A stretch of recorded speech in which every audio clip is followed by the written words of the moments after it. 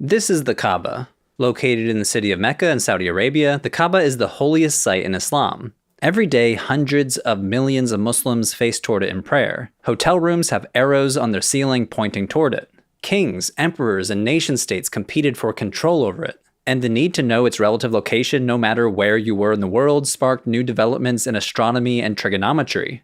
So what is the Kaaba, and what makes it so important in Islam? The word Kaaba means cube in Arabic, though the building itself isn't exactly a cube. At about 15 meters tall and 12 meters wide, it's taller than it is wide, and its sides aren't exactly the same width, but it's pretty close. The building is made out of irregularly shaped granite stones, held together with mortar, with a flat wooden roof covered in metal. As you can imagine, it doesn't rain much in Mecca, but when it does, a flat roof on any building is prone to flooding. So a golden rain spout was added on the northwest side in the 1600s. Muslims worldwide pray in the direction of the Kaaba when they perform the daily prayer. The direction of prayer is called the Qibla, literally meaning direction, and it's marked in mosques around the world by a niche in the wall called a mihrab.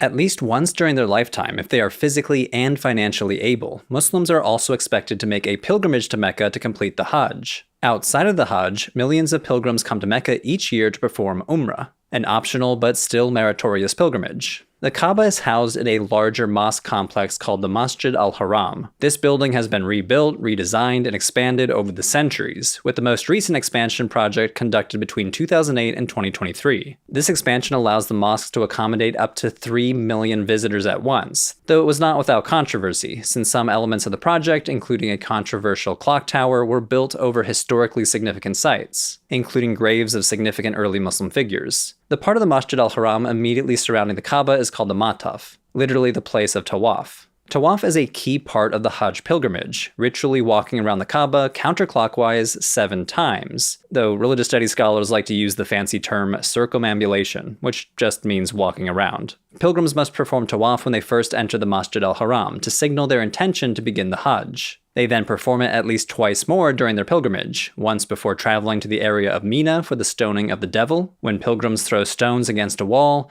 and once as a farewell to end their Hajj. One of the key features of the Kaaba is the black stone, embedded in a silver case attached directly to the eastern corner of the Kaaba. Some scholars suspect that this black stone is a meteorite and trace it to a series of pre-Islamic Arabian shrines. Muslim tradition, however, connects it to Adam and Eve. In these accounts, the stone fell from heaven to help them find one another as they were separated while being cast out of the Garden of Eden. When they were reunited, they built the first altar to God on the site of the fallen stone. The stone has been broken into multiple pieces over its history. First, it was damaged during a siege in 683 CE, and again during a theft by a Muslim sect called the Karmatians, who held the stone for over 100 years. When it was regained, it was cemented back together and put back where it is now. The black stone is an important focal point for visitors and pilgrims who hope to get close enough to touch it or kiss it.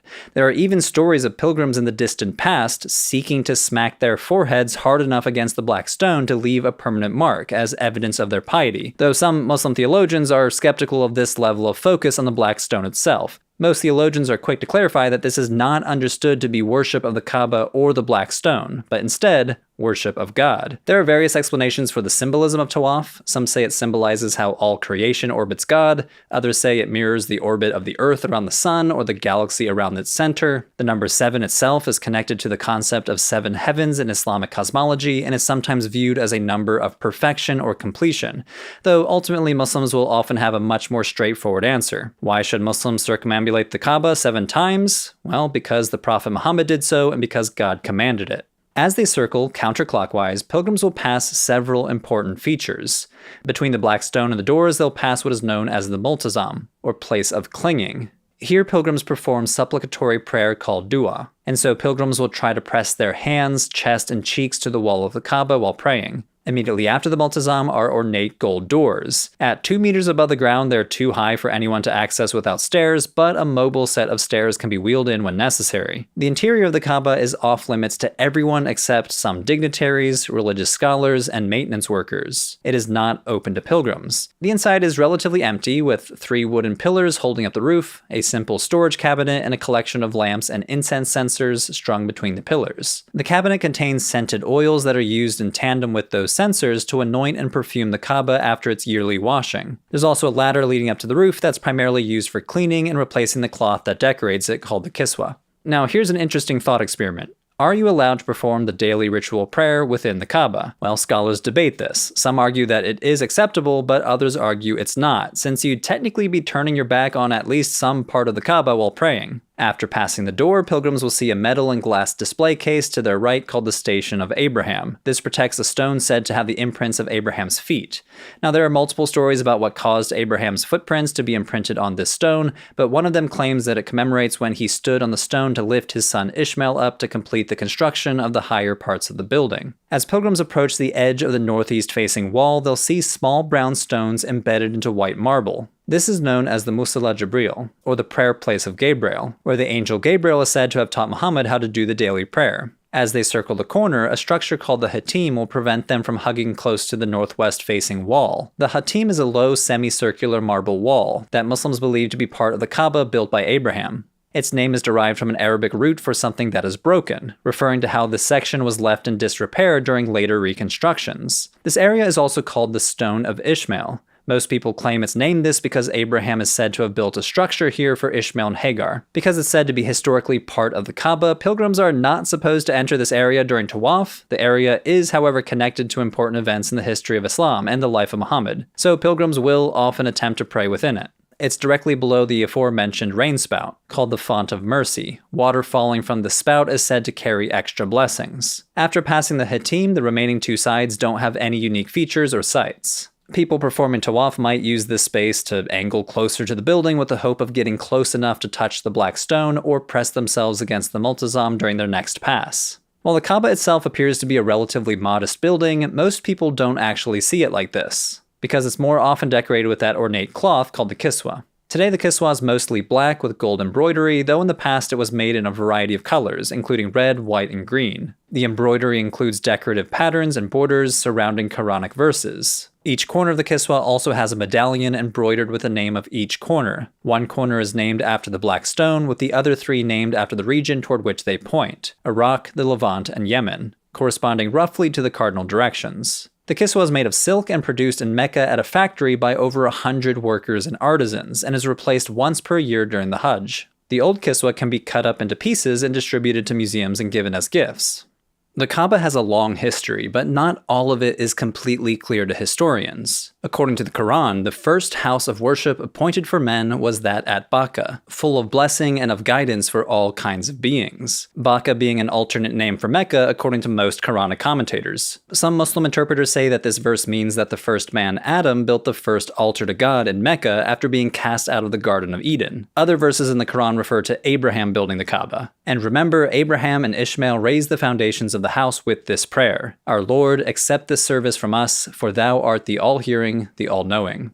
Muslim interpreters agree that the Kaaba was built or perhaps rebuilt by Abraham and maintained by his descendants through his son Ishmael. However, according to Islamic tradition, after many generations, people forgot about its original purpose and started dedicating it to multiple gods. Writing in the 9th century, the historian of Mecca, al-Azraqi, shares several stories about Muhammad when he took control of the Kaaba in 630 CE. He discovered it full of images and statues of various gods. In total, he destroyed 360 idols, but he also found painted icons of the Virgin Mary and the baby Jesus, along with an image of Abraham, which he spared. According to tradition, there was also a statue of the god Hubal, an archaeologically attested deity from the region. Hubal is mentioned in a single Nabatean inscription from Hegra, an archaeological site a few hundred kilometers north of Mecca, which briefly mentions him alongside two other gods. Historians of early Islam have floated some theories as to what this early Kaaba may have looked like. An early Christian text called the Khuzestan Chronicle, which dates to around 660 CE, references an Arab ritual site in Mecca which can be translated as the Tent of Abraham. This may be a reference to the Kaaba as a tent-like structure. The Meccan scholar Ibn Jurayj, writing around 100 years after the Khuzestan Chronicle, seems to back this up when he describes the Kaaba as a tabernacle, using the same Arabic term used to describe the tent-like tabernacle built by the Israelites in the Exodus story. The scholar Uri Rubin has speculated that this might mean that the dominant element of the Kaaba at this time was the kiswa. The scholar Ahmed al-Jalad has also theorized that the early Meccan sanctuary may be rooted in a pre-Islamic Arabian practice of building temporary ritual shelters to perform animal sacrifices. These are referenced in Safavidic inscriptions with the letters STR, so we don't really know how these structures were pronounced, but clearly they had a religious function. One inscription reads, "He built the STR shelter and performed an animal sacrifice, so O Allat and Dusares may he be secure." Another reads, "He encamped by the water and then built the STR shelter and performed an animal sacrifice." Now, as I talk about in my video on the Quranic name of Jesus, Safavidic is an ancient South Semitic script that people in southern Syria and northern Jordan used to write all the various dialects of Old Arabic, which are closely related to Quranic Arabic. Scholars think the script was used between the 1st century BCE and the 4th century CE, give or take a few centuries, and it seems that part of ritual practice in the region involved building these temporary sacred shelters, both for sacrifices to the gods and for mourning the dead. So in light of the Khuzestan Chronicle, the writings of Ibn Jurayj, and these inscriptions, Dr. Al-Jalad speculates that the roots of the Meccan sanctuary thus may be found in a ritual shelter like the STR. Stories about the Prophet Muhammad's life often start by highlighting the centrality of the Kaaba. Muhammad was born in the Year of the Elephant, named after a dramatic event in Islamic tradition when a Christian king from Yemen tried to invade Mecca and destroy the Kaaba using an elephant. King Abraha of Aksum was worried that the Kaaba would draw pilgrims away from his cathedral in Sana'a. According to Muslim tradition, when Abraha approached the Kaaba, his elephant refused to move forward. Eventually, the king forced the elephant to keep going, but before it could destroy the Kaaba, the sky filled with seagulls carrying rocks. They then dropped the rocks on the army, killing everyone, including the elephant. The Quran seems to refer to this in Surat al-Fil, the chapter of the elephant, which reads, "Seest thou not how thy Lord dealt with the companions of the elephant? Did he not make their treacherous plan go astray? And he sent against them flights of birds, striking them with stones of baked clay." Now, the scholar Gabriel Said Reynolds argues that the details about this event seem to be filled in by much later sources attempting to explain Surat al-Fil, though Muslim sources use this story to highlight the auspiciousness of Muhammad's birth and God's continued protection over the Kaaba despite its temporary dedication to other gods. According to tradition, the Kaaba played a significant role at other key moments in Muhammad's life. As a young man, he helped repair the Kaaba with men from each clan of the Quraysh tribe. But when it came time to place the black stone back into its spot, an argument broke out over who would get the honor. Each clan wanted one of their own members to place the black stone. Muhammad came up with a solution. He placed the black stone in the center of his cloak, and he had a member from each clan lift up part of the cloak together. Muhammad then guided the stone back into its place. This story speaks to his future role as a leader uniting the clans and tribes of Arabia. The Kaaba also plays a key role in Muhammad's ascension to heaven. According to the Quran and hagiographic stories based on Quranic verses, Muhammad traveled from the Masjid al-Haram to the Masjid al-Aqsa, and then up to heaven, all in one night. Though the Quran doesn't name their locations explicitly, they're understood to be the Kaaba in Mecca and the Temple Mount in Jerusalem. In these accounts, Muhammad prays with various prophets as he ascends through the seven heavens to meet God. These stories about Muhammad and the Kaaba reveal a few important points about its role in early Islam. First, it shows that the early Muslim community aimed to reclaim pre-Islamic sacred sites and practices by linking them to monotheistic traditions, as in the polytheistic character of the Kaaba is understood to be a corruption of its earlier monotheistic character, starting with Abraham. Second, it highlights how Muhammad's life is closely tied to the Kaaba, from being born in the year it was saved from destruction to restoring it as a site of worship for God before he died.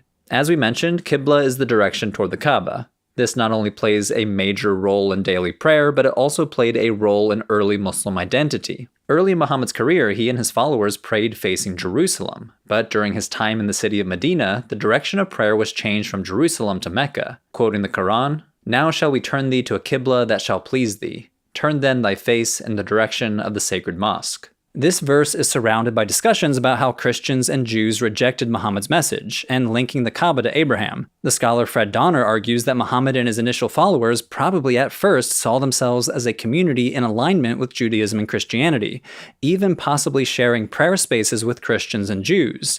And the change of the Qibla from Jerusalem to Mecca may reflect tension with some of the Jewish tribes in Medina, once it became clear that they were not going to accept his revelation as he anticipated. This change in the direction of prayer would have left left Muslims in Medina facing south, while Jews and Christians would have likely faced east during prayer, creating an obvious distinction between the followers of Muhammad and other monotheists in the region. In daily practice, one should pray facing Mecca with nothing symbolically between themselves and the Kaaba. It's poor etiquette to walk in front of someone who's praying, and some may stop and restart their prayer if, for example, an animal walks in front of them while praying. But what if you cannot determine the direction toward the Kaaba? This became an issue in the 20th century with the invention of air and space travel. In 2006, the Malaysian astronaut Sheikh Muzaffar Shukor was tapped to go up to the International Space Station during Ramadan. This prompted the Department of Islamic Development in Malaysia to create guidelines for how to fulfill religious obligations in space. How are you supposed to orient your body toward the Kaaba when circling Earth in microgravity? They eventually decided that any Muslim in space should try to orient themselves toward the Kaaba if they can reliably do so using the best scientific analysis, though if they can't be certain, then simply directing themselves toward Earth is sufficient. But if even that isn't possible, then an astronaut can simply orient themselves toward wherever. This process highlights a few interesting things about Islam. First, it shows that, contrary to some non-Muslim stereotypes about Islamic law, the rules for Islamic jurisprudence are meant to be flexible and achievable by your average person. We see this in how the Qibla is meant to be determined on the International Space Station. While they should attempt to make a good faith effort to locate the direction of the Kaaba, if this is not possible, then they can simply face any direction they want. Also, reflecting on Islam and the Kaaba highlights how place matters a lot in religion, even when discussing a global religion like Islam. A lot of us are accustomed to thinking about religion in line with Protestant Christianity, thinking about religion as being internal, belief-based, and private. But most religions throughout history and around the world have beliefs and practices that orient them toward a particular land, city, building, or place, which connects them to a larger religious community. This religious community is felt in a very powerful sense when going on the Hajj, as pilgrims are surrounded by millions of fellow Muslims drawn to the center of it all, the Kaaba.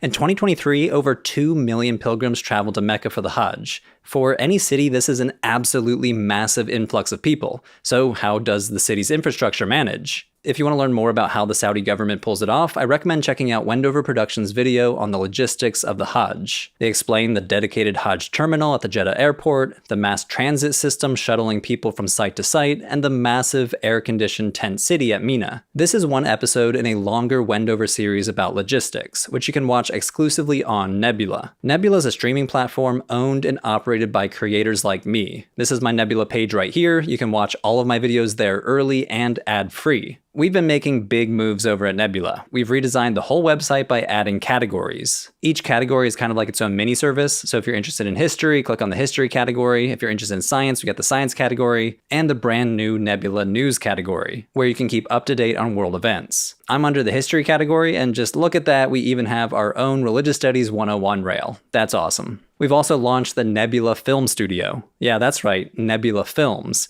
Because Nebula is built by and for creators, it is the perfect platform for independent creators to attempt big, risky, and high-budget projects like a feature film. Abigail Thorne of PhilosophyTube is making her own movie called Dracula's Ex-Girlfriend. Written by Abigail, starring Abigail, and directed by Nebula's director of motion pictures, Valentina V. I've been watching PhilosophyTube before I even started this channel back in 2014, and it's just so amazing to see her reach the point where she's making her own movie. That's so cool. To sign up, head on over to nebula.tv/religion for breakfast for a 40% discount off of our annual plans. And those annual plans are a great deal at a little over $2.50 a month. And by using my link, you not only get that discount, but you also directly support me as a Nebula creator, enabling me to make more and better Religion for Breakfast videos. So thanks again to everyone who signs up.